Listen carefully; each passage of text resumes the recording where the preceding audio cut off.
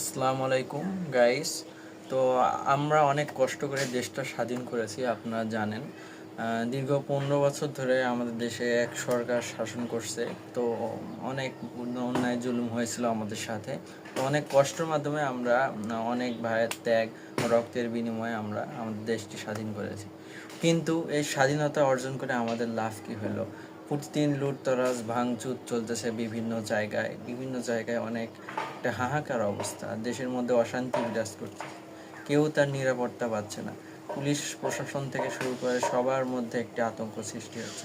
আবার অনেকে দেখা গেছে আমাদের যে অন্যান্য ধর্মাবলম্বী আছে তাদের মন্দির গির্জা সেগুলো ভাঙছে, এবং অন্যান্য দেখা গেছে অনেকে জামাত শিবির অথবা বিএনপির দোষ দিচ্ছে। তো এইসব দুষ্কৃতিকারীরা আপনারা সাবধান হয়ে যান এবং এইসব কাজ কেউ করবেন না, কারণ এটা আমাদের দেশের ক্ষতি, আমাদের ক্ষতি, আমাদের দেশের জনগণের ক্ষতি। এগুলো আমাদের